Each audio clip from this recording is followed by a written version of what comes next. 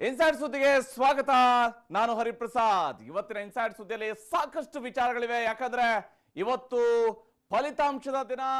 ಒಂದ್ ಕಡೆಯಲ್ಲಿ ಕರ್ನಾಟಕದ 2 ಮಿನಿ ಕುರುಕ್ಷೇತ್ರ ನಡೆದಿರತಕ್ಕಂತಹ ಕ್ಷೇತ್ರಗಳ ಫಲಿತಾಂಶ, ಮತ್ತೊಂದು ಕಡೆಯಲ್ಲಿ ಬಿಹಾರದ ಫಲಿತಾಂಶ. ಈ ಫಲಿತಾಂಶಗಳಲ್ಲಿರುವಂತಹ ಅಸಲಿ ಕಹಾನಿ, ಈ ಫಲಿತಾಂಶದ ಹಿನ್ನೆಲೆಯಲ್ಲಿ ನಡೀತಿರುವಂತಹ ಒಂದಷ್ಟು ರಾಜಕೀಯ, ಇವೆಲ್ಲವನ್ನು ಕೂಡ ನಿಮ್ಗೆ ಇವತ್ತಿನ ಇನ್ಸೈಡ್ ಸುದ್ದಿಯಲ್ಲಿ ವಿವರವಾಗಿ ಹೇಳ್ತಾ ಹೋಗ್ತೀವಿ. ಬಹಳ ಮುಖ್ಯವಾಗಿ ರಾಜರಾಜೇಶ್ವರಿ ನಗರ ವಿಧಾನಸಭಾ ಕ್ಷೇತ್ರದ ಉಪಚುನಾವಣೆಯ ವಿಚಾರವನ್ನ ನೋಡ್ಲೇಬೇಕು. ಯಾಕಂದ್ರೆ ರಾಜರಾಜೇಶ್ವರಿ ಕ್ಷೇತ್ರದಲ್ಲಿ ಇವತ್ತು ಮುನಿರತ್ನ ಹ್ಯಾಟ್ರಿಕ್ ಗೆಲುವನ್ನ ಸಾಧಿಸಿದ್ದಾರೆ. 3ನೇ ಬಾರಿಯ ಗೆಲುವಿನಲ್ಲಿ 57,000 ಮತಗಳ ಅಂತರದ ಗೆಲುವನ್ನು ದಾಖಲಿಸಿಕೊಳ್ಳುವಲ್ಲಿ ಮುನಿರತ್ನ ಯಶಸ್ಸನ್ನ ಕಂಡಿದ್ದಾರೆ. ಆದರೆ ಇಲ್ಲಿ ಮುನಿರತ್ನ ಇಷ್ಟೊಂದು ದೊಡ್ಡ ಮಟ್ಟದ ಗೆಲುವು ಸಾಧಿಸಬೇಕು ಅಂತ ಹೇಳಿದ್ರೆ ಅದಕ್ಕೆ ಏನ್ ಕಾರಣ ಆಯಿತು, ಯಾವ ಸ್ವರೂಪದಲ್ಲಿ ತಂತ್ರಗಾರಿಕೆಯನ್ನು ಹೇಳಿದ್ರು ಅಷ್ಟೇ ಅಲ್ಲ, ಇಲ್ಲಿ ಮುನಿರತ್ನ ಅವರ ವೈಯಕ್ತಿಕ ಕಾರ್ಯತಂತ್ರ ಯಾವ ಸ್ವರೂಪದಲ್ಲಿತ್ತು, ಕಣ್ಣೀರು ಹಾಕಿದಂತಹ ಕುಸುಮ ಜನರ ಮನ ಗೆಲ್ಲುವುದಕ್ಕೆ ಯಾಕೆ ಸಾಧ್ಯ ಆಗ್ಲಿಲ್ಲ, ಆ ಸುದ್ದಿಯನ್ನು ತೋರಿಸ್ತೀವಿ ನೋಡಿ.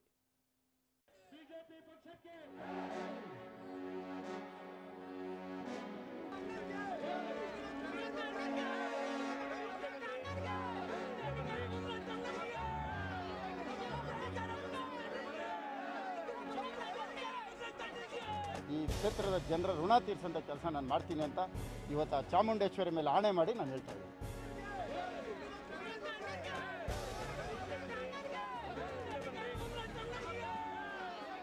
ರಾಜರಾಜೇಶ್ವರಿ ನಗರದ ರಾರಾಜು ಉಪಚುನಾವಣೆಯ ಅಗ್ನಿ ಪರೀಕ್ಷೆಯಲ್ಲಿ ಮುನಿರತ್ನ ಗೆದ್ದು ಬೀಗಿದ್ದಾರೆ. ಆರ್ಆರ್ ನಗರದಲ್ಲಿ ಹ್ಯಾಟ್ರಿಕ್ ಬಾರಿಸಿದ್ದಾರೆ. ಅದು ಅಂತಿಂಥ ಗೆಲುವಲ್ಲ, ಪ್ರಚಂಡ ಗೆಲುವು. ಭರ್ತಿ 57,936 ಮತಗಳ ಪ್ರಚಂಡ ಗೆಲುವು.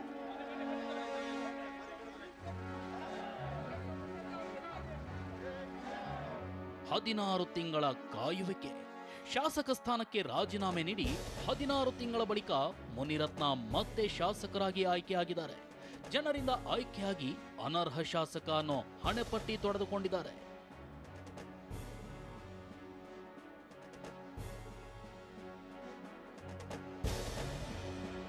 ಆರ್ಆರ್ ನಗರ ಚುನಾವಣೆ ಪ್ರತಿಷ್ಠೆಯ ಕಣವಾಗಿ ಮಾರ್ಪಟ್ಟಿತ್ತು. ಕಾಂಗ್ರೆಸ್ನಿಂದ 2 ಬಾರಿ ಗೆದ್ದಿದ್ದ ಮುನಿರತ್ನ ಶಾಸಕ ಸ್ಥಾನಕ್ಕೆ ರಾಜೀನಾಮೆ ನೀಡಿದ್ರು. ದೋಸ್ತಿ ಪತನಕ್ಕೆ ಕಾರಣವಾಗಿದ್ರು. ಅಂದ್ರೆ ಮುನಿರತ್ನ ಜೊತೆ ರಾಜೀನಾಮೆ ನೀಡಿದ 15 ಶಾಸಕರ ಹಣೆಬರಹ ಕಳೆದ ಡಿಸೆಂಬರ್ನಲ್ಲೇ ನಿರ್ಧಾರವಾಗಿತ್ತು. ಆದರೆ ಮುನಿರತ್ನ ಕಾನೂನು ಸುಳಿಯಲ್ಲಿ ಸಿಲುಕಿದ್ರು. ತಮ್ಮ ಜೊತೆ ರಾಜೀನಾಮೆ ನೀಡಿದ ಶಾಸಕರು ಉಪಚುನಾವಣೆಯಲ್ಲಿ ಗೆದ್ದು ಸಚಿವರಾದ್ರೂ ಮುನಿರತ್ನಗೆ ಅನರ್ಹತೆಯ ಹಣೆಪಟ್ಟಿ ಹಾಗೆ ಅಂಟಿಕೊಂಡಿತ್ತು. ಆದರೆ ಇದೀಗ ಲೇಟ್ ಆದ್ರೂ ಲೇಟೆಸ್ಟ್ ಎನ್ನುವಂತೆ ಮುನಿರತ್ನ ವಿಜಯ ನಗಾರಿ ಬಾರಿಸಿದ್ದಾರೆ. ವಿರೋಧ ಪಕ್ಷದ ಪ್ರಬಲ ಪೈಪೋಟಿ, ಸ್ವಪಕ್ಷದಲ್ಲಿನ ಅಸಹಕಾರದ ಅಡೆತಡೆಗಳನ್ನ ದಾಟಿ ಆರ್ಆರ್ ನಗರದಲ್ಲಿ ವಿಜಯ ದುಂದುಬಿ ಮೊಳಗಿಸಿದ್ದಾರೆ.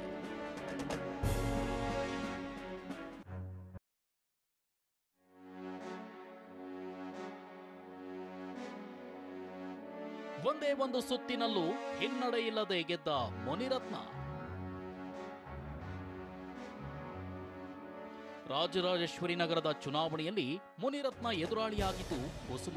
ಆದ್ರೆ ಕುಸುಮ ಅಭ್ಯರ್ಥಿಯಾಗಿದ್ರು ಮುನಿರತ್ನ ಎದುರಿಗಿದ್ದದ್ದು ಡಿಕೆಶಿ ಸಹೋದರರು. ಕೆಪಿಸಿಸಿ ಅಧ್ಯಕ್ಷ ಕನಕಪುರ ಬಂಡೆ ಡಿಕೆ ಶಿವಕುಮಾರ್ ಮತ್ತು ಡಿಕೆ ಸಹೋದರ ಡಿಕೆ ಸುರೇಶ್ ಆರ್ಆರ್ ನಗರ ಚುನಾವಣೆಯನ್ನ ಪ್ರತಿಷ್ಠೆಯಾಗಿ ಸ್ವೀಕರಿಸಿದ್ರು. ಕ್ಷೇತ್ರದಲ್ಲಿ ಬೀಡು ಬಿಟ್ಟಿದ್ರು. ಇದರಿಂದ ಆರ್ಆರ್ ನಗರ ಕ್ಷೇತ್ರದಲ್ಲಿ ಜಿದ್ದಾಜಿದ್ದಿನ ಹೋರಾಟ ನಡೆದಿತ್ತು.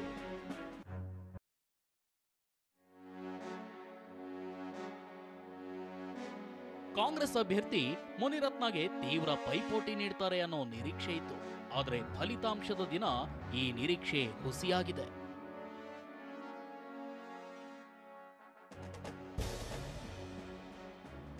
ಆರ್ಆರ್ ನಗರ ವಾರ್ ಒನ್ ಸೈಡೆಡ್ ಆಗಿದೆ. ಮತ ಎಣಿಕೆ ಆರಂಭವಾದ ಕ್ಷಣದಿಂದ ಹಿಡಿದು ಕೊನೆ ಹಂತದವರೆಗೂ ಮುನಿರತ್ನ ಮುನ್ನಡೆಯಲ್ಲಿದ್ರು. ಒಂದೇ ಒಂದು ಸುತ್ತಿನಲ್ಲೂ ಹಿನ್ನಡೆ ಅನುಭವಿಸದ ಮುನಿರತ್ನ 56,000 ಮತಗಳ ಅಂತರದಲ್ಲಿ ಗೆದ್ದಿದ್ದಾರೆ.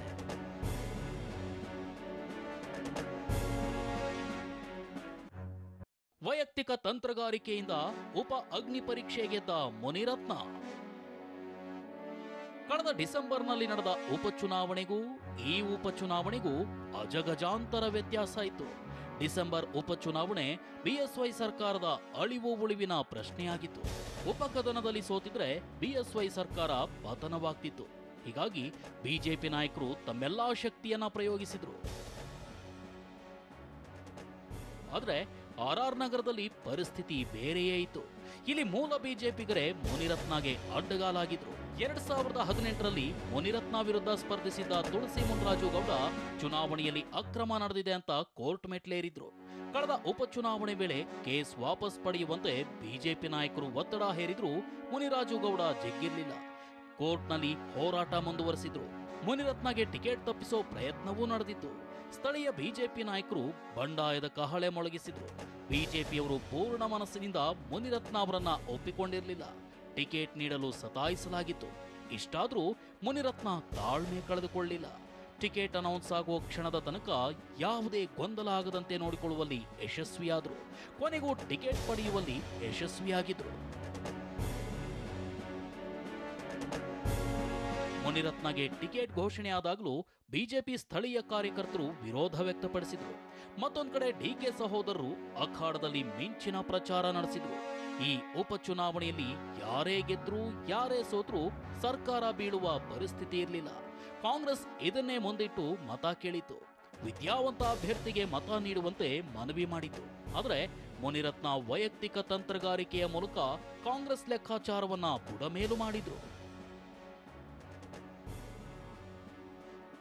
ಮುನಿರತ್ನ ಉಪಚುನಾವಣೆಗೆ ವರ್ಷದಿಂದಲೇ ತಯಾರಿ ನಡೆಸಿದ್ರು.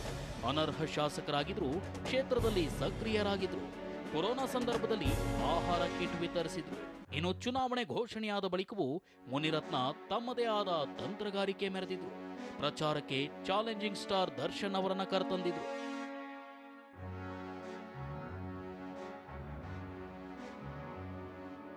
ದರ್ಶನ್ ಒಂದಿಡೀ ದಿನ ಮುನಿರತ್ನ ಪರ ಪ್ರಚಾರ ಮಾಡಿದ್ರು. ಇದು ಮುನಿರತ್ನಗೆ ಅತಿ ದೊಡ್ಡ ಪ್ಲಸ್ ಆಗಿದೆ. ಇನ್ನು ಇತ್ತೀಚೆಗಷ್ಟೇ ಬಿಜೆಪಿ ಸೇರಿದ ಖುಷ್ಬು ಅವರನ್ನ ತಮ್ಮದೇ ಕಾಂಟ್ಯಾಕ್ಟ್ ಮೂಲಕ ಪ್ರಚಾರಕ್ಕೆ ಕರೆತಂದಿದ್ರು. ಹೀಗೆ ತಮ್ಮ ಗೆಲುವಿಗೆ ಬೇಕಾದ ಎಲ್ಲಾ ವ್ಯವಸ್ಥೆಯನ್ನ ಮುನಿರತ್ನ ತಾವೇ ಮಾಡಿಕೊಂಡಿದ್ರು. ಪ್ರಚಾರದ ಕೊನೆ ಹಂತದಲ್ಲಿ ಮುನಿರತ್ನ ಕಾಂಗ್ರೆಸ್ನವರೇ ತಾಯಿಯ ವಿಚಾರ ತೆಗೆದಿದ್ದಾರೆ ಅಂತ ಕಣ್ಣೀರು ಹಾಕಿದ್ರು. ಇದಾದ ಬಳಿಕ ಕುಸುಮ ಕೂಡ ಇದೇ ಕಣ್ಣೀರಿನ ಅಸ್ತ್ರ ಪ್ರಯೋಗಿಸಿದ್ರು. ಪ್ರಚಾರದ ಕೊನೆಯ ದಿನ ಮುನಿರತ್ನ ತಮಗೆ ಗಂಡ ಸತ್ತು ಮೊಂಡೆ ಅಂದಿದ್ದಾರೆ ಅಂತ ಕುಸುಮ ಕಣ್ಣೀರು ಹಾಕಿದ್ರು. ಗಂಡ ಸತ್ತ ಮುಂಡೆಗೆ ಯಾಕೆ ರಾಜಕೀಯ ಅಂತ ಹೇಳಿದಿರಿ? ಗಂಡನ ತಿಂದವಳಿಗೆ ಯಾಕೆ ರಾಜಕೀಯ ಅಂತ ನೀವು ಹೇಳ್ತಿದ್ದೀರಿ?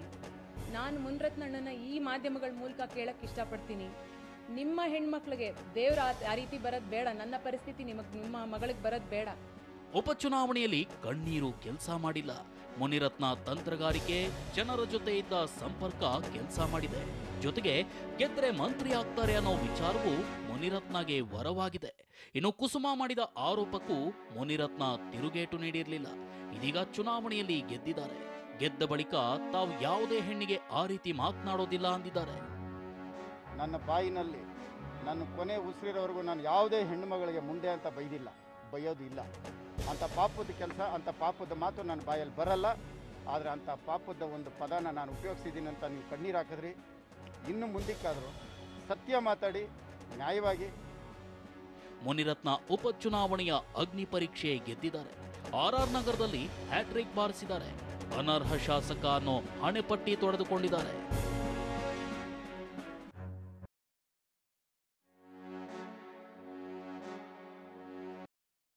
ಆರ್ಆರ್ ನಗರ ವಿಧಾನಸಭಾ ಕ್ಷೇತ್ರದಲ್ಲಿ ಬಿಜೆಪಿಯ ಗೆಲುವಿನಲ್ಲಿ ಬಹಳ ಅಚ್ಚರಿ ಏನಿಲ್ಲ. ಯಾಕಂದ್ರೆ ಆರ್ಆರ್ ನಗರದಲ್ಲಿ 2008ರಲ್ಲಿ ಬಿಜೆಪಿ ಗೆಲುವು ಸಾಧಿಸಿತ್ತು.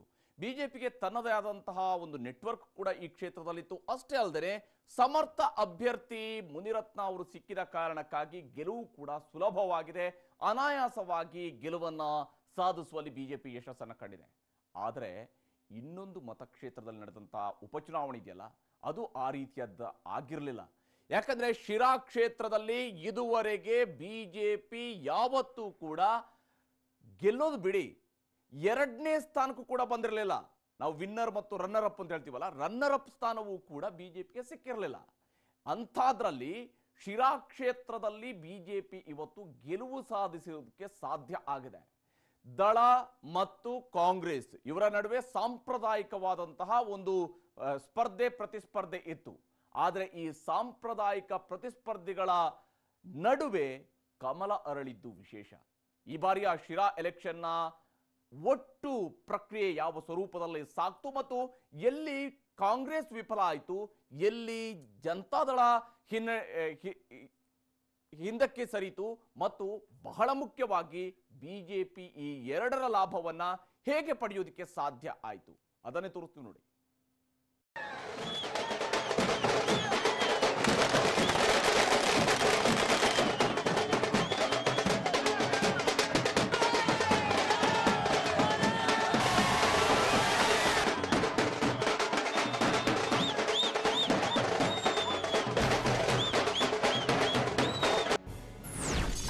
ಶಿರಾ ಕೋಟೆಯ ಮೇಲೆ ಹಾರಾಡುತ್ತಿದೆ ಕೇಸರಿಯ ಬಾವುಟ.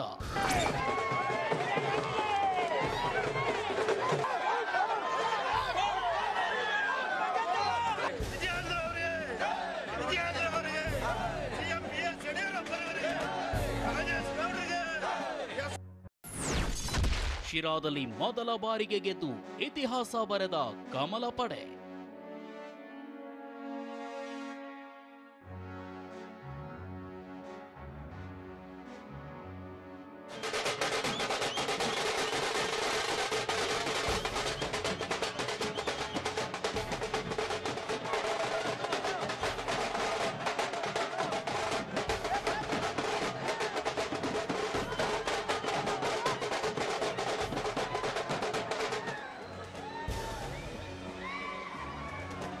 ಶಿರಾದಲ್ಲಿ ಕೇಸರಿ ಪಾಳೆಯ ಗೆಲುವಿನ ಕೇಕೆ ಹಾಕಿದೆ. ಉಪಚುನಾವಣೆಯಲ್ಲಿ ಬಿಜೆಪಿ ಅಭ್ಯರ್ಥಿ ರಾಜೇಶ್ ಗೌಡ ಗೆಲ್ಲುವ ಮೂಲಕ ಶಿರಾದಲ್ಲಿ ಹೊಸ ಇತಿಹಾಸವನ್ನೇ ಸೃಷ್ಟಿಸಿದ್ದಾರೆ.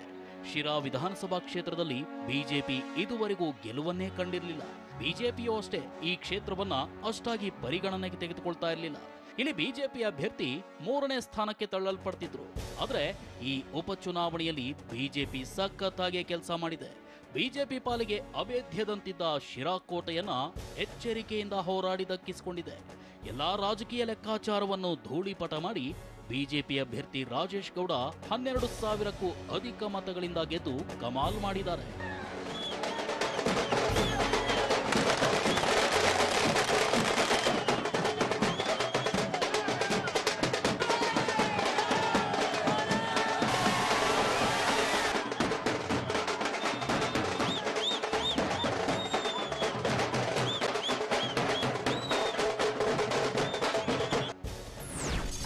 ಅಭ್ಯರ್ಥಿ ಆಯ್ಕೆಯಲ್ಲಿ ಜಟಾಪಟಿ, ಕಾಂಗ್ರೆಸ್ ಎಡವಿದ್ದಲ್ಲಿ.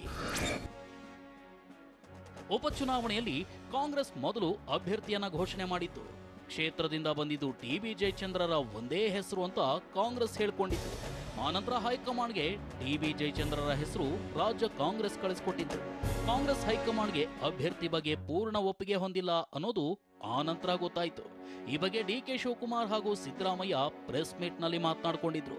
ರಾಜೇಶ್ ಗೌಡನಿಗೆ ಟಿಕೆಟ್ ಕೊಡಬಹುದಿತ್ತು ಅಲ್ವಾ ಅಂತ ಸುರ್ಜೇವಾಲಾ ಹೇಳಿದ್ರು. ಶಿರಾ ಕ್ಷೇತ್ರದಲ್ಲಿ ಕಾಂಗ್ರೆಸ್ ಅಭ್ಯರ್ಥಿ ಟಿ.ಬಿ. ಜಯಚಂದ್ರ ಒಂಟಿಯಾಗಿಯೇ ಚುನಾವಣೆ ಎದುರಿಸಿದ್ರು.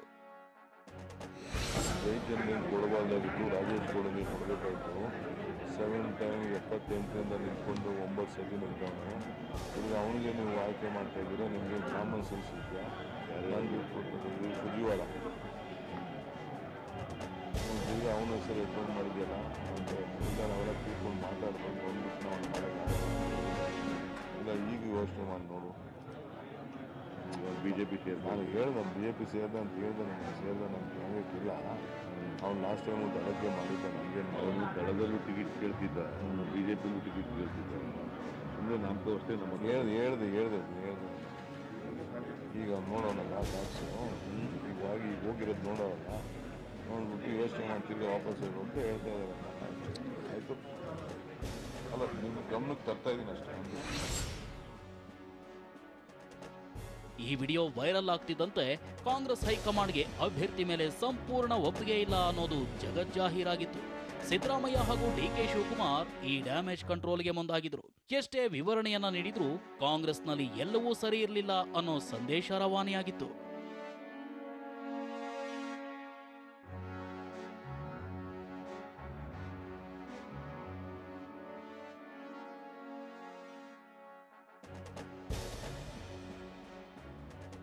ಅನುಕಂಪ ಒಂದೇ ಮಾನದಂಡ. ದಳಕ್ಕಿರಲಿಲ್ಲ ಯಾವುದೇ ತಂತ್ರ.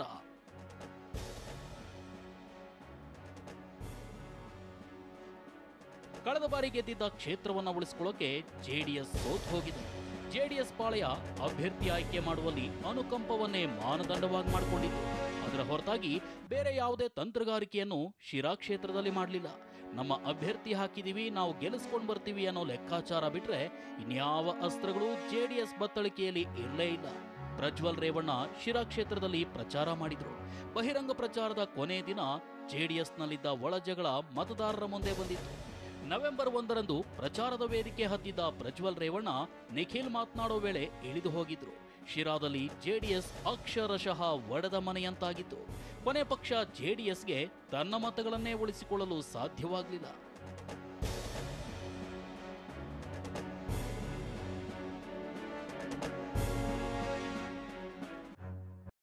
ಕೇಸರಿ ಭರ್ಜರಿ ತಂತ್ರ, ಗೆದ್ದು ಬೀಗಿದ ಬಿಜೆಪಿ ಅಭ್ಯರ್ಥಿ ರಾಜೇಶ್ ಗೌಡ.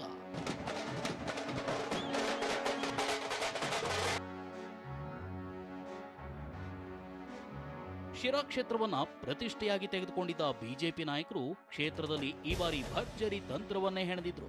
ಶಿರಾ ಕೋಟೆಯ ಮೇಲೆ ಕೇಸರಿ ಬಾವುಟ ಹಾರಿಸಲು ಬಿಜೆಪಿ ನಾಯಕರ ದಂಡೆ ಕ್ಷೇತ್ರದಲ್ಲಿ ಬೀಡು ಬಿಟ್ಟಿತ್ತು.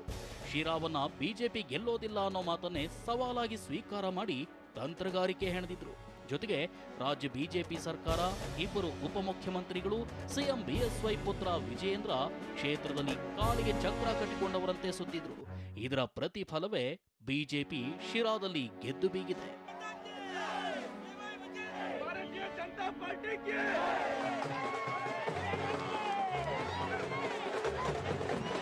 ಪ್ರತಿಷ್ಠೆಯನ್ನೇ ಪಣವಾಗಿಟ್ಟಿದ್ದ ಬಿಜೆಪಿ ಮನೆ ಮನೆಗೂ ಕಮಲ ಗುರುತನ್ನ ಪ್ರಚಾರ ಮಾಡಿತ್ತು. ಗ್ರೌಂಡ್ ಲೆವೆಲ್ ಅಲ್ಲಿ ವರ್ಕ್ ಮಾಡಿದ್ದ ಕೇಸರಿ ಕಾರ್ಯಕರ್ತರು ಬೂತ್ ಮಟ್ಟದಲ್ಲಿ ಮತದಾರರನ್ನ ಗುರುತಿಸಿದ್ರು. ಬಿಜೆಪಿ ಮತದಾರರು ಯಾರು, ಕಾಂಗ್ರೆಸ್ ಮತದಾರರು ಯಾರು ಅಂತ ಗುರುತಿಸಿ ವರ್ಕೌಟ್ ಮಾಡಿದ್ರು. ಬಿಜೆಪಿಯ ಈ ಗ್ರೌಂಡ್ ಲೆವೆಲ್ ವರ್ಕ್ ಇಂದು ಸರಿಯಾದ ಫಲಿತಾಂಶವನ್ನ ನೀಡಿದೆ. ಜೆಡಿಎಸ್ ಮತಗಳು ಬಿಜೆಪಿ ಕಡೆ ವಾಲಿವೆ. ಇದೇ ಮೊದಲ ಬಾರಿಗೆ ಶಿರಾ ಕ್ಷೇತ್ರದಲ್ಲಿ ಗೆದ್ದು ಇತಿಹಾಸವನ್ನೇ ನಿರ್ಮಿಸಿದೆ.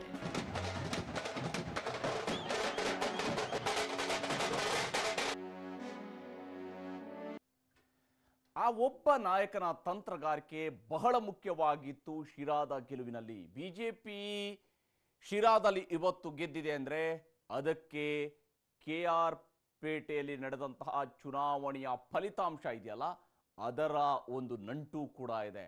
ಅಲ್ಲಿ ಮಾಡಿದಂತಹ ತಂತ್ರಗಾರಿಕೆ ಇಲ್ಲೂ ಕೂಡ ಗೆಲುವನ್ನ ತಂದು ಕೊಟ್ಟಿದೆ ಅಂದ್ರೆ ಬಹುಶಃ ತಪ್ಪಾಗುವುದಿಲ್ಲ. ಆ ಸುದ್ದಿಯನ್ನು ತೋರಿಸಿ.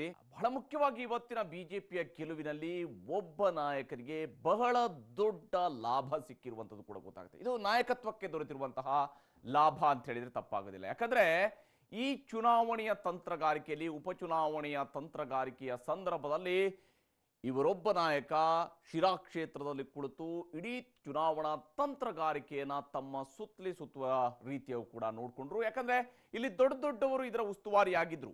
DCM ಗೋವಿಂದ ಕಾರಜೋಳ ಕೂಡ ಇದರ ಉಸ್ತುವಾರಿಯಲ್ಲಿದ್ರು. ಆದರೆ BY ವಿಜಯೇಂದ್ರ ಇಡೀ ಚುನಾವಣೆಯನ್ನ ಬಹಳ ಚೆನ್ನಾಗಿ ಮ್ಯಾನೇಜ್ ಮಾಡುವಲ್ಲೂ ಕೂಡ ಯಶಸ್ಸನ್ನು ಕಂಡಿದ್ದಾರೆ ಮತ್ತು ಇದರ ಲಾಭ ನೇರವಾಗಿ ಬಿಜೆಪಿಗೆ ಸಿಕ್ಕಿದೆ. KR ಪೇಟೆ ಅದಾದ ನಂತರ ಇವತ್ತು ಶಿರಾ, ಈ ಎರಡು ಕ್ಷೇತ್ರಗಳ ಗೆಲುವಿದೆಯಲ್ಲ, ವಿಜಯೇಂದ್ರ ಅವರ ನಾಯಕತ್ವಕ್ಕೆ ಬಿಜೆಪಿಯಲ್ಲಿ ತನ್ನದೇ ಆದ ಮಹತ್ವವನ್ನು ತಂದು ಕೊಟ್ಟಿದೆ ಅನ್ನುವುದು ನಿಶ್ಚಿತವಾಗಿ ಗೊತ್ತಾಗ್ತಾ ಇದೆ. ಆ ಸುದ್ದಿಯನ್ನು ತೋರಿಸ್ತೀನಿ ನೋಡಿ.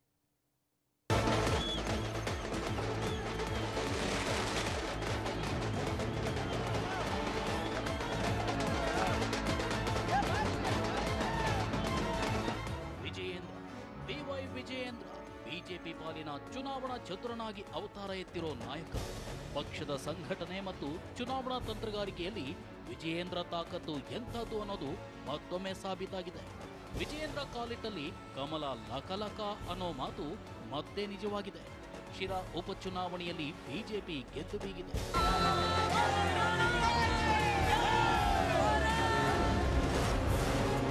ಬಿಜೆಪಿಗೆ ನೆಲೆಯೇ ಇಲ್ಲದ ಕ್ಷೇತ್ರದಲ್ಲಿ ಮೋಡಿ ಮಾಡಿದ ವಿಜಯೇಂದ್ರ. ಶಿರಾ ಕ್ಷೇತ್ರದಲ್ಲಿ ಬಿಜೆಪಿಗೆ ಸಿಕ್ಕಿರುವ ಗೆಲುವು ಅತಿ ದೊಡ್ಡ ಗೆಲುವು, ಸ್ಮರಣೀಯ ಗೆಲುವು, ಎಂದು ಮರೆಯೋಕೆ ಸಾಧ್ಯವಾಗದ ಗೆಲುವು. ಯಾಕಂದ್ರೆ ಶಿರಾ ಕೋಟೆಯ ಮೇಲೆ ಇದೇ ಮೊದಲ ಬಾರಿಗೆ ಕೇಸರಿ ಬಾವುಟ ಹಾರಿದೆ.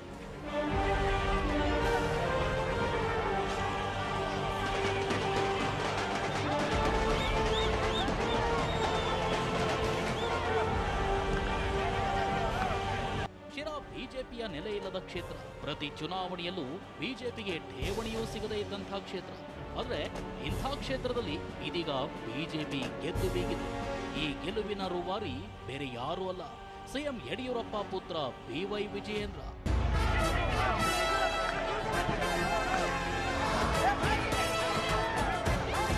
ಇದು ಪ್ರಚಂಡ ಗೆಲುವಿನ ಬಳಿಕ ಶಿರಾಗೆ ಭೇಟಿ ನೀಡಿದ ವಿಜಯೇಂದ್ರಗೆ ಸಿಕ್ಕ ಭವ್ಯ ಸ್ವಾಗತ.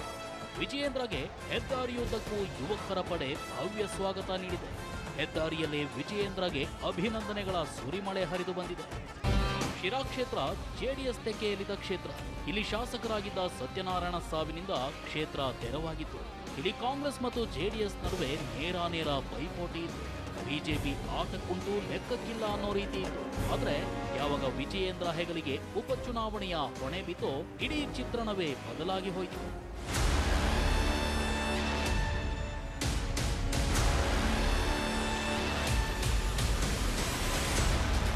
ಡಿಸಿಎಂಗಳಾದ ಡಾಕ್ಟರ್ ಅಶ್ವಥ್ ನಾರಾಯಣ ಕಾರಜೋಳಗೆ ಶಿರಾ ಕ್ಷೇತ್ರದ ಉಪಚುನಾವಣೆಯ ಉಸ್ತುವಾರಿ ನೀಡಲಾಗಿತ್ತು. ಜೊತೆಗೆ ಬಿಜೆಪಿ ರಾಜ್ಯಾಧ್ಯಕ್ಷ ನಳಿನ್ ಕುಮಾರ್ ಕಟೀಲ್, ಪ್ರಧಾನ ಕಾರ್ಯದರ್ಶಿ ರವಿಕುಮಾರ್, ಸಂಸದ ನಾರಾಯಣಸ್ವಾಮಿ, ಚಿತ್ರದುರ್ಗ ಶಾಸಕರಾದ ಪೂರ್ಣಿಮಾ ಶ್ರೀನಿವಾಸ್ ಇದ್ರು. ಇವೆಲ್ಲದರ ಮಧ್ಯೆ ವಿಜಯೇಂದ್ರ ಕ್ಷೇತ್ರದ ಜವಾಬ್ದಾರಿಯನ್ನ ತಮ್ಮ ಹೆಗಲಿಗೆ ಹಾಕಿಕೊಂಡಿದ್ರು. ವಿಜಯೇಂದ್ರ ಎಂಟ್ರಿಯಿಂದ ಶಿರಾ ಜಿದ್ದಾಜಿದ್ದಿನ ಕಣವಾಗಿ ಬಿಡಿತು.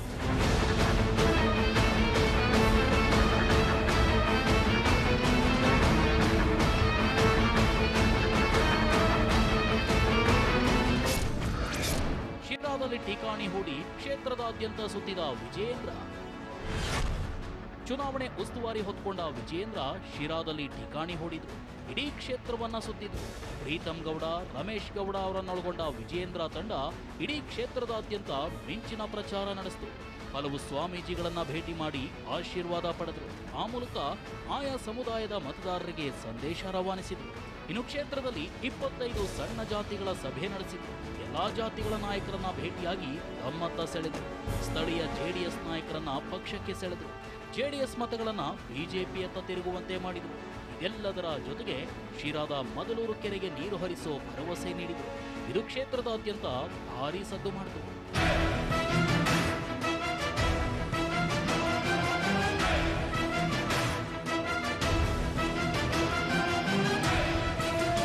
ಕೆಆರ್ಪೇಟೆ ಉಪಚುನಾವಣೆಯಲ್ಲಿ ವಿಜಯೇಂದ್ರಗೆ ಯಡಿಯೂರಪ್ಪನವರ ಹುಟ್ಟೂರು ಅನ್ನೋ ಅಸ್ತ್ರ ಇತ್ತು. ಆದ್ರೆ ಶಿರಾದಲ್ಲಿ ಈ ಅಸ್ತ್ರ ಇರಲಿಲ್ಲ, ಜಾತಿಯ ಬಲವೂ ಇರಲಿಲ್ಲ. ಇಷ್ಟಾದ್ರೂ ವಿಜಯೇಂದ್ರ ಶಿರಾದಲ್ಲಿ ಬಿಜೆಪಿಯನ್ನ ಗೆಲುವಿನ ದಡ ಸೇರಿಸಿದ್ದಾರೆ. ವಿಜಯೇಂದ್ರ ಕಾಲಿಟ್ಟ ಕಡೆ ಕಮಲ ಗೆಲ್ಲುತ್ತೆ ಅನ್ನೋದು ಮತ್ತೆ ಸಾಬೀತಾಗಿದೆ. ಇದೇ ಕಾರಣಕ್ಕೆ ಮಸ್ಕಿ ಉಪಚುನಾವಣೆಗೂ ವಿಜಯೇಂದ್ರಗೆ ಉಸ್ತುವಾರಿ ನೀಡಬೇಕು ಅನ್ನೋ ಬೇಡಿಕೆ ಹೆಚ್ಚಾಗಿದೆ. ಇನ್ನು ಬಹಳ ಮುಖ್ಯವಾಗಿ ಒಬ್ಬ ನಾಯಕರಿಗೆ ಇದು ದೊಡ್ಡ ಅಗ್ನಿ ಪರೀಕ್ಷೆಯಾಗಿತ್ತು. ಯಾಕಂದ್ರೆ ಅಧ್ಯಕ್ಷರಾದ ಮೇಲಿನ ಮೊದಲ ಚುನಾವಣೆ, ಮೊದಲ ಉಪಚುನಾವಣೆ, ಅದು ಕೂಡ ತಮ್ಮ ಸ್ವಂತ ಕ್ಷೇತ್ರದ ವ್ಯಾಪ್ತಿಯಲ್ಲಿ, ತನ್ನ ಸಹೋದರನ ಸ್ವಂತ ಕ್ಷೇತ್ರದ ವ್ಯಾಪ್ತಿಯಲ್ಲಿ ನಡೆದಂತಹ ಚುನಾವಣೆ. ಹೀಗಾಗಿ DK ಶಿವಕುಮಾರ್ ಅವರ ಪಾಲಿಗೆ ಈ ಚುನಾವಣೆ ಯಾವ ಸ್ವರೂಪದ ಲೆಕ್ಕಾಚಾರಗಳಿಂದ ಕೂಡಿತು ಮತ್ತು ಅದೀಗ ಎಲ್ಲಿಗೆ ಬಂದು ನಿಂತಿದೆ ಆ ಸುದ್ದಿಯನ್ನು ತೋರಿಸ್ತೀನಿ. ಬಹಳ ಮುಖ್ಯವಾಗಿ ಈ ಬಾರಿಯ ಬೈ ಎಲೆಕ್ಷನ್ ನಲ್ಲಿ ಚರ್ಚೆಗೆ ಬಂದಿರುವಂತಹ ಒಂದು ವಿಚಾರ ಅಂದ್ರೆ ಕಾಂಗ್ರೆಸ್ನ ಮುಂದಿನ ಮುಖ್ಯಮಂತ್ರಿ ಅಭ್ಯರ್ಥಿ. ಮುಂದಿನ ಮುಖ್ಯಮಂತ್ರಿ ಸಿದ್ದರಾಮಯ್ಯ ಅನ್ನೋದನ್ನ ಸಿದ್ದರಾಮಯ್ಯ ಅವರ ಆಪ್ತರು ಹೇಳಿಕೊಂಡ್ರು. ವಿಶೇಷವಾಗಿ ಜಮೀರ್ ಅಹಮದ್ ಖಾನ್ ಹೇಳಿದ್ರು. ಹಾಗೇನೆ ಮುಂದಿನ ಮುಖ್ಯಮಂತ್ರಿ DK ಶಿವಕುಮಾರ್ ಅಂತ ಸೌಮ್ಯ ರೆಡ್ಡಿ ಅವರು ಹೇಳಿದ್ರು. ಅಷ್ಟೇ ಅಲ್ಲದೆ ಕುಸುಮಾ ಅವರ ತಂದೆಯೂ ಕೂಡ ಇದೇ ಮಾತನ್ನ ಹೇಳಿದ್ರು. ಬಹುಶಃ ಈ ಮಾತುಗಳು ಸುಖ ಸುಮ್ಮನೆ ಬರುವುದಿಲ್ಲ. ರಾಜಕೀಯದಲ್ಲಿ ರಾಜಕಾರಣಿಗಳು ಹೇಳ್ತಾರೆ, ಏನೋ ನಮ್ಮ ಮೇಲಿನ ಅಭಿಮಾನದಿಂದ, ಸಿದ್ದರಾಮಯ್ಯ ಅವರು ಕೂಡ ಈ ಮಾತನ್ನು ಹೇಳಿದ್ರು, DK ಶಿವಕುಮಾರ್ ಕೂಡ ಈ ಮಾತನ್ನು ಹೇಳಿದ್ರು, ಏನೋ ನಮ್ಮ ಮೇಲಿನ ಅಭಿಮಾನದಿಂದ ಹಿಂಗೆ ಹೇಳ್ತಾರೆ, ನಮ್ಮ ಬೆಂಬಲಿಗರು ಹೇಳಿದ ತಕ್ಷಣ ಇದೆಲ್ಲ ಆಗೋಗ್ಬಿಡುತ್ತಾ, ಅಂತಿಮವಾಗಿ ಶಾಸಕಾಂಗ ಪಕ್ಷದಲ್ಲಿ ನಿರ್ಧಾರ ಆಗುವಂಥದ್ದು, ಪಕ್ಷದ ಹೈಕಮಾಂಡ್ ನಿರ್ಧಾರ ಮಾಡುವಂಥದ್ದು, ಇವೆಲ್ಲವೂ ಕೂಡ ತುಟಿಯ ಮೇಲಿನ ಮಾತ್ರ ಬರುವಂತಹ ಮಾತುಗಳೇ ಹೊರತು ಹೃದಯದ ಮಾತುಗಳಾಗಿರೋದಿಲ್ಲ. ಹೃದಯದಲ್ಲಿ ಆ ಆಸೆ ಇದ್ದೇ ಇರುತ್ತೆ. ತಾನು ಬೆಂಬಲಿಗರಿಗೆ ಹೇಳಿರ್ತಕ್ಕಂಥ ಮಾತಿದೆಯಲ್ಲ, ಅದು ನಿಜ ಆಗಲಿ, ತಾನು ಮುಖ್ಯಮಂತ್ರಿ ಅಭ್ಯರ್ಥಿ ಅನ್ನೋದು ಇದು ಸಾಮಾನ್ಯವಾಗಿ ಯಾವುದೇ ರಾಜಕಾರಣಿಯೂ ಕೂಡ ಅನುಸರಿಸಿಕೊಂಡು ಬರುವಂತಹ ಪದ್ಧತಿ. ಅದೇ ಕಾರಣಕ್ಕೆ ಅವ್ರು ಹೇಳ್ತಾರೆ, ನಾನೇನು ಸನ್ಯಾಸಿ ಅಲ್ಲ. ಇಬ್ಬರು ಕೂಡ ಹೇಳಿದ್ದಾರೆ, ನಾವೇನು ಸನ್ಯಾಸಿ ಅಲ್ಲ ಅನ್ನುವ ಮಾತುಗಳನ್ನು ಹೇಳ್ಕೊಂಡಿದ್ದಾರೆ. ಇರಲಿ, ಅವರು ಸನ್ಯಾಸಿಗಳಲ್ಲ, ಅವರು ಮುಖ್ಯಮಂತ್ರಿಗಳ ಆಗುವಂಥ ಅವಕಾಶಗಳು ಇದ್ದೇ ಇರುತ್ತೆ. ಆದರೆ ಈ ಬೈ ಎಲೆಕ್ಷನ್ನ 2 ಸೀಟುಗಳಿಂದಾಗಿ ಇವರು ಮುಖ್ಯಮಂತ್ರಿ ಆಗೋದಕ್ಕೆ ಸಾಧ್ಯನಾ ಅನ್ನುವಂಥ ಸಿಂಪಲ್ ಪ್ರಶ್ನೆ ಇತ್ತು. ಹಾಗಿದ್ರೂ ಕೂಡ ಇದೆಲ್ಲವೂ ಕೂಡ ಮುಂದಿನ ಚುನಾವಣೆ ನಂತರ ಈಗೇನೂ ಆಗಲ್ಲ ಅನ್ನುವಂತಹ ಚರ್ಚೆಗೆ ಈ ಚರ್ಚೆಗೆ ಒಂದು ಫುಲ್ ಸ್ಟಾಪ್ ಹಾಕುವ ಪ್ರಯತ್ನವನ್ನ ಮಾಡಿದ್ರು. ಅದೇನೇ ಇರಬಹುದು. ಆದರೆ ಈ ಚುನಾವಣೆಯಲ್ಲಿ ಒಂದು ವೇಳೆ, ಅದರಲ್ಲೂ ಕೂಡ ರಾಜರಾಜೇಶ್ವರಿ ನಗರ ಕ್ಷೇತ್ರದಲ್ಲಿ ಒಂದು ವೇಳೆ ಕಾಂಗ್ರೆಸ್ ಗೆಲುವನ್ನ ಸಾಧಿಸಿರ್ತಿದ್ರೆ ಅದರ ಕತೆ ಬೇರೆ ಇರ್ತಿತ್ತು. ಯಾಕಂದ್ರೆ ಕಾಂಗ್ರೆಸ್ನಲ್ಲಿ ಶುರುವಾಗಿರುವ DK ಶಿವಕುಮಾರ್ ಮುಂದಿನ ಮುಖ್ಯಮಂತ್ರಿ ಎನ್ನುವ ಮಾತಿದೆಯಲ್ಲ, ಅದಕ್ಕೊಂದು ಬಲ ಸಿಗ್ತಾ ಇತ್ತು. ಅದು ಬೇರೆಯೇ ಸ್ವರೂಪದಲ್ಲಿ ಚರ್ಚೆಗೆ ಕಾರಣ ಆಗೋದಕ್ಕೆ ಅವಕಾಶಗಳಿದ್ವು ಅನ್ನುವಂಥದ್ದನ್ನ ರಾಜಕೀಯದ ಈ ಸಂದರ್ಭದಲ್ಲಿ ನಾವು ನೋಡಬಹುದು. ಆದರೆ ಒಂದು ಅಂಶವನ್ನು ನಾವು ಮರಿಬಾರ್ದು. DK ಶಿವಕುಮಾರ್ ಅವರು KPCC ಅಧ್ಯಕ್ಷರಾದ ನಂತರ ಇದು ಮೊದಲ ಚುನಾವಣೆ, ಮೊದಲ ಅಗ್ನಿ ಪರೀಕ್ಷೆ. ಅದರಲ್ಲೂ ಕೂಡ ಅವರ ತಮ್ಮನ ಲೋಕಸಭಾ ಕ್ಷೇತ್ರದ ವ್ಯಾಪ್ತಿಯಲ್ಲಿ ಬರ್ತಕ್ಕಂತಹ ವಿಧಾನಸಭಾ ಕ್ಷೇತ್ರ ರಾಜರಾಜೇಶ್ವರಿ ನಗರ. ಕಳೆದ ಲೋಕಸಭಾ ಚುನಾವಣೆಯಲ್ಲೂ ಕೂಡ ಅಲ್ಲಿ ಅವರಿಗೆ ಮುನ್ನಡೆ ಸಿಕ್ಕಿರಲಿಲ್ಲ. ಕನಿಷ್ಠ ಈ ಬಾರಿ ಆದರೂ ತನ್ನ ಸ್ವಂತ ಶಕ್ತಿಯಿಂದ, ಸ್ವಂತ ಪ್ರತಿಷ್ಠೆಯಿಂದ ಇದನ್ನು ಗೆಲ್ತಾರ ಅನ್ನುವಂಥ ಒಂದು ನಿರೀಕ್ಷೆ ಇತ್ತು. ಇಲ್ಲಿ ಇನ್ನೂ ಒಂದು ಅಂಶವೂ ಕೂಡ ಬಹಳ ಜೋರಾಗಿ ಬಳಕೆಗೆ ಬಂದಿದೆ. ಅದೇನೆಂದರೆ ಜಾತಿಯ ಕಾರ್ಡ್. ಜಾತಿಯನ್ನ ಬಳಕೆ ಮಾಡುವಂತರ ಮೂಲಕವಾಗಿ, ಯಾಕಂದ್ರೆ ಇಲ್ಲಿ ಒಕ್ಕಲಿಗರ ಪ್ರಾಬಲ್ಯ ಏನಿತ್ತು, ಆ ಒಕ್ಕಲಿಗರ ಪ್ರಾಬಲ್ಯದ ಮೂಲಕವಾಗಿಯೇ ಗೆಲುವನ್ನ ಸಾಧಿಸಿದರೆ ಮುಂದೆ ಅದು ದೊಡ್ಡ ಸಂದೇಶ ನೀಡುತ್ತೆ ಅನ್ನುವಂತಹ ನಿರೀಕ್ಷೆ ಇತ್ತು. ಆದರೆ ಅವೆಲ್ಲವೂ ಕೂಡ ಈಗ ಹುಸಿಯಾಗಿದೆ. ಹಾಗಿದ್ರೆ ಯಾವ ಲೆಕ್ಕಾಚಾರಗಳು ಇದರ ಹಿನ್ನೆಲೆಯಲ್ಲಿ ನಡೆದಿದ್ವು? ಆದರೆ ಅಂತಿಮವಾದಂತಹ ರಿಸಲ್ಟ್ ಅಂತೂ ನಮ್ಮ ಮುಂದಿದೆ. ಇದು ಹೇಗೆ ಪರಿಣಾಮ ಬೀರುತ್ತೆ ಆ ಸುದ್ದಿಯನ್ನು ತೋರಿಸಿ ನೋಡಿ.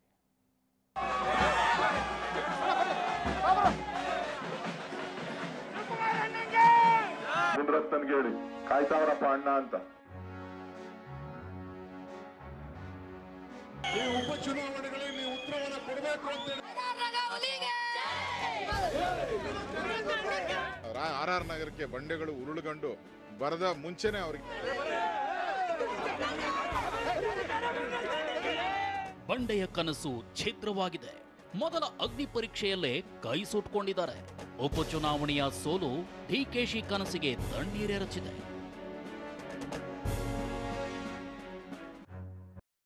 ರಾಜರಾಜೇಶ್ವರಿ ನಗರದಲ್ಲಿ ಗೆದ್ದೇ ಗೆಲ್ತೀವಿ ಅನ್ನೋ ಲೆಕ್ಕಾಚಾರದಲ್ಲಿ ಶಿವಕುಮಾರ್ ಇದ್ರು. ಇಲ್ಲಿ ಅಭ್ಯರ್ಥಿ ಕುಸುಮ ಅಲ್ಲ, ತಾವೇ ಅಭ್ಯರ್ಥಿ ಅನ್ನೋಷ್ಟರ ಮಟ್ಟಿಗೆ DK ಬ್ರದರ್ಸ್ ಚುನಾವಣಾ ಅಖಾಡದಲ್ಲಿ ಪ್ರತಿಷ್ಠೆ ಪಣಕ್ಕಿಟ್ಟಿದ್ರು.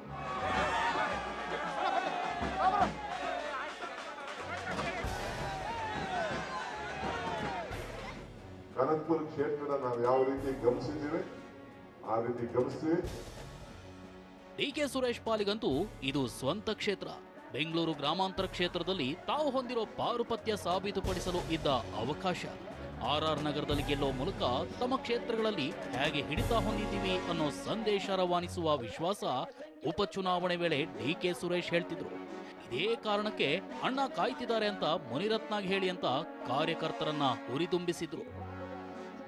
ನಮ್ಮ ಹುಡುಗರು ಕ್ಯಾನ್ವಾಸ್ ಮಾಡೋರಿಗೆ ಏನಾದ್ರು ತೊಂದ್ರೆ ಪಂದ್ರೆ ಅದು ಇದು ಏನಾದ್ರು ಧಮ್ಕಿ ಗಿಮ್ಕಿ ಆಗ್ತು ಅಂದ್ರೆ ಮುನ್ರತ್ನನ್ಗೆ ಹೇಳಿ ಕಾಯ್ತಾವ್ರಪ್ಪ ಅಣ್ಣ ಅಂತ, ಕಾಯ್ತಾವ್ರಪ್ಪ ಅಣ್ಣ ಅಂತ. ಹಾಗೆ ನೋಡಿದ್ರೆ DK ಶಿವಕುಮಾರ್ ಮನೆಯ ಮೇಲೆ CBI ದಾಳಿ ನಡೆದಾಗಲೇ DK ಬ್ರದರ್ಸ್ ಒಂದು ನಿರ್ಧಾರಕ್ಕೆ ಬಂದಿದ್ರು. ಉಪಚುನಾವಣೆಯ ಎರಡೂ ಕ್ಷೇತ್ರಗಳಲ್ಲಿ ಗೆಲ್ಲಬೇಕು, ಅದರಲ್ಲೂ ರಾಜರಾಜೇಶ್ವರಿ ನಗರದಲ್ಲಿ ಬಿಜೆಪಿಯನ್ನ ಸೋಲಿಸಿ ಪಾಠ ಕಲಿಸಬೇಕು ಅನ್ನೋದು ಅವರ ಯೋಜನೆಯಾಗಿತ್ತು. CBI ಅಧಿಕಾರಿಗಳು ರೇಡ್ ಮುಗಿಸಿ ತಮ್ಮ ಮನೆಯಿಂದ ತೆರಳುತ್ತಾ ಇದ್ದಂತೆ DK ಶಿವಕುಮಾರ್ ಉಪಚುನಾವಣೆಯಲ್ಲಿ ಪಾಠ ಕಲಿಸಬೇಕು ಅಂತ ಕಾರ್ಯಕರ್ತರಿಗೆ ಕರೆ ನೀಡಿದ್ರು. ಯಾರು ನನಗೆ ಈ ರೀತಿ ತೊಂದರೆ ಕೊಡ್ತಾ ಇದಾರಲ್ಲ, ರಾಜಕೀಯ ತೊಂದರೆ ಕೊಡ್ತಾ ಇದಾರಲ್ಲ, ನನ್ನ ಬಾಯನ್ನ ಮುಚ್ಚಿಸ್ಬೇಕು ಅಂತ ತೊಂದರೆ ಕೊಡ್ತಾ ಇದಾರಲ್ಲ, ಅವ್ರಿಗೆ ದೇವರು ಒಳ್ಳೇದು ಮಾಡಿ.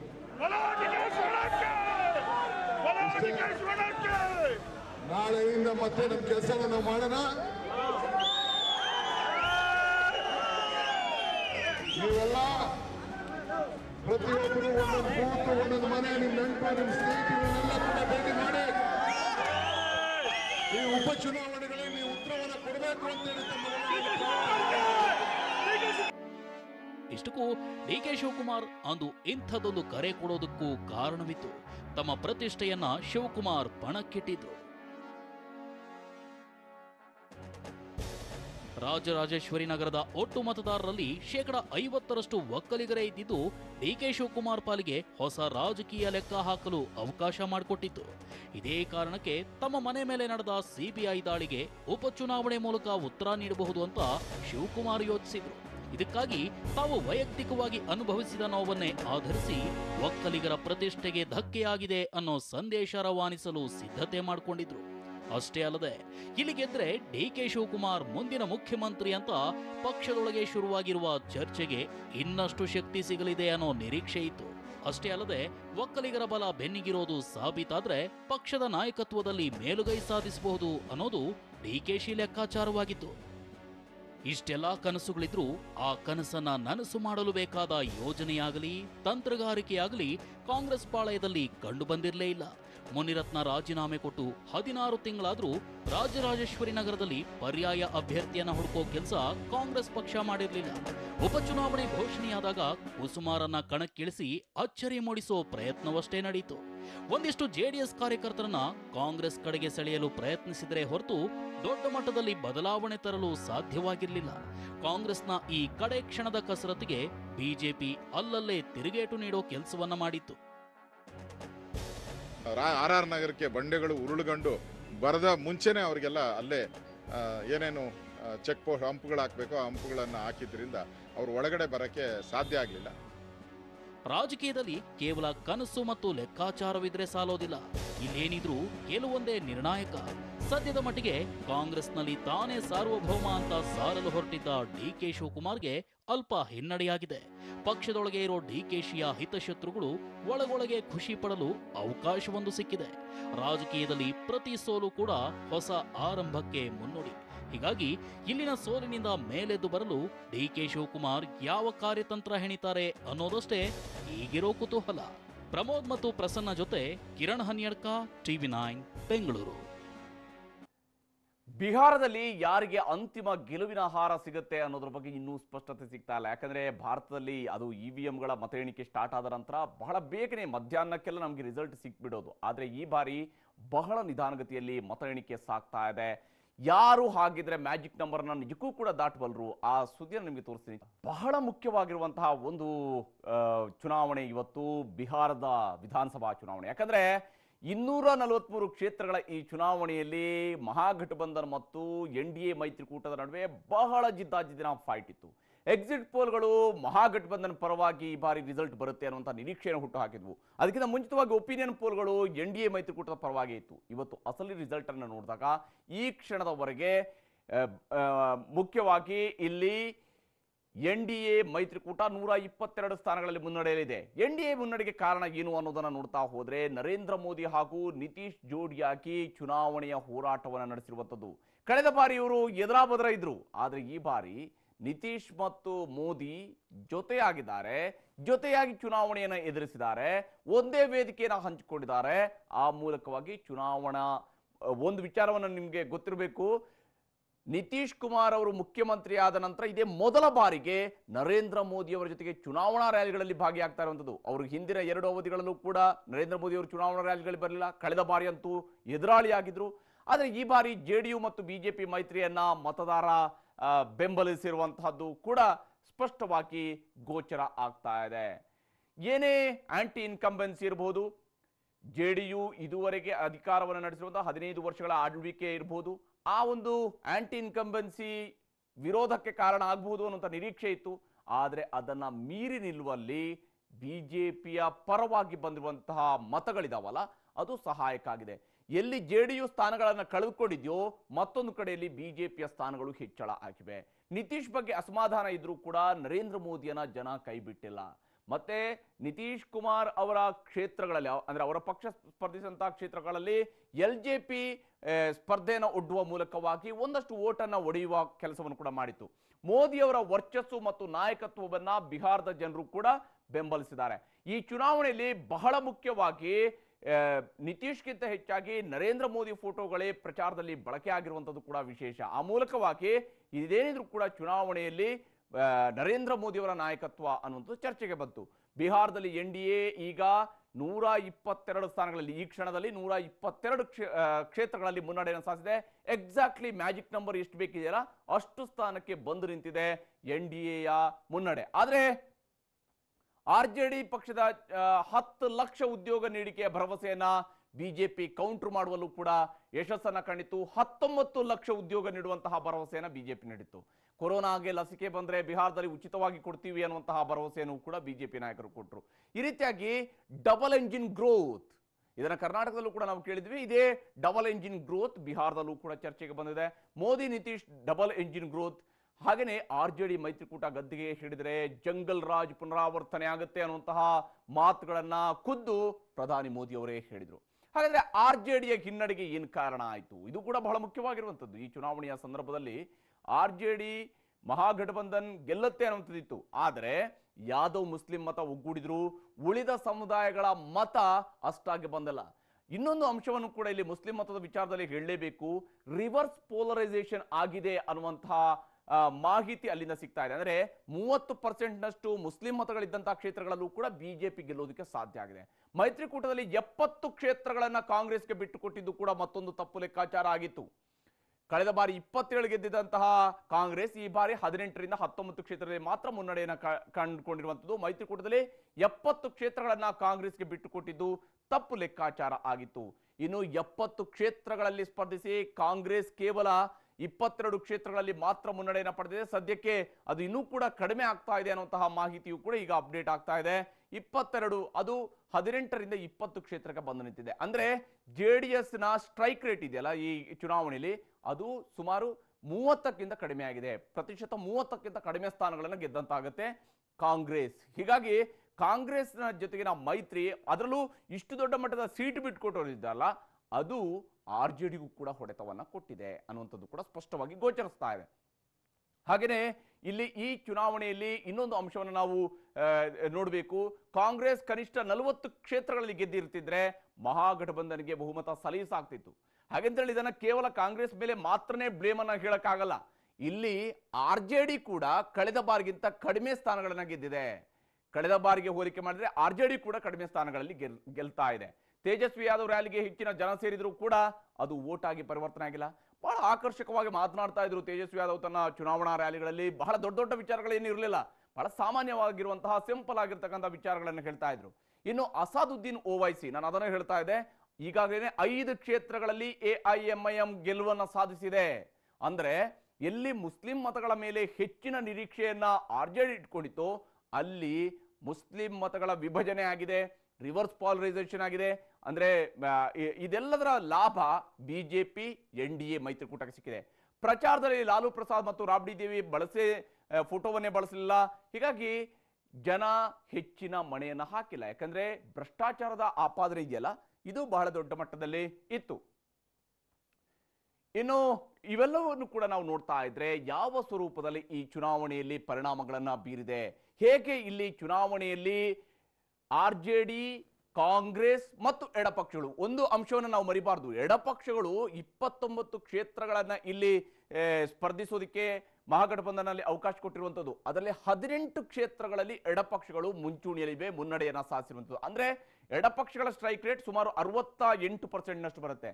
ಆದರೆ RJD ಕೇವಲ ಪ್ರತಿಶತ 41% ಮಾತ್ರನೇ ಗೆಲುವನ್ನು ಸಾಧಿಸೋದಕ್ಕೆ ಸ್ಪರ್ಧಿಸಿರುವಂತಹ ಕ್ಷೇತ್ರಗಳಿಗೆ ಕಂಪೇರ್ ಮಾಡಿದಾಗ ಕಾಂಗ್ರೆಸ್ ಇನ್ನೂ ಕೆಳ ಮಟ್ಟದ ಸಾಧನೆಯನ್ನು ಮಾಡಿದೆ. ಬಿಜೆಪಿ ಉತ್ತಮವಾದಂತಹ ಸಾಧನೆಯನ್ನು ಮಾಡಿದ್ದಲ್ಲದೆ ಇದೇ ಮೊದಲ ಬಾರಿಗೆ ಬಿಹಾರ ವಿಧಾನಸಭೆಯಲ್ಲಿ ಸಿಂಗಲ್ ಲಾರ್ಜೆಸ್ಟ್ ಪಾರ್ಟಿಯಾಗಿ ಹೊರಹೊಮ್ಮುವ ಸಾಧ್ಯತೆ ಸ್ಪಷ್ಟವಾಗಿ ಗೋಚರ ಆಗ್ತಾ ಇದೆ.